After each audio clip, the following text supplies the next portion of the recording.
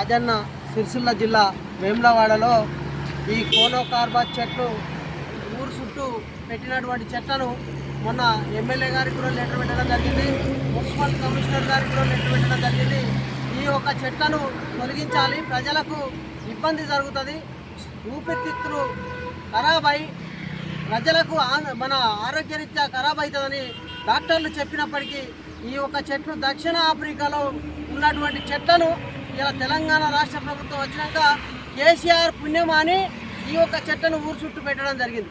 ఇలా ఈ చెట్లను తక్షణమే తొలగించాలని కూడా మేము మొన్న ఎమ్మెల్యే గారికి లెటర్ ఇచ్చినాము, అదేవిధంగా మున్సిపల్ కమిషనర్ గారికి లెటర్ ఇచ్చినాము.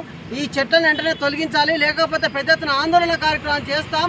ఇలా ప్రధానంగా చూస్తే భూగర్భ జలాలు ఇలా చూస్తే ఈ చెట్లు పాడి చేస్తాయని తెలిసినప్పటికీ ఆ ఒక్క చెట్లను తొలగించడానికి ఎందుకు నిర్లక్ష్యం చేస్తున్నారని అధికారులు మేము అడుగుతూ ఉన్నాం. ప్రధానంగా వైర్ల కింద ఇలా ఉచిత కరెంటు కింద ఇలా కరెంటు వైర్లకు కూడా తగులుతూ ఉన్నాయి. వానలు పడ్డట్టుంటే ప్రజల వలన ముట్టుకున్న చచ్చిపోయే అవకాశం ఉంది. ఈ చెట్లను వెంటనే తొలగించాలి, లేని విడలో పెద్ద ఆందోళన కార్యక్రమం చేస్తామని ఈ సందర్భంగా సిపిఐగా డిమాండ్ చేస్తూ ఉన్నాం.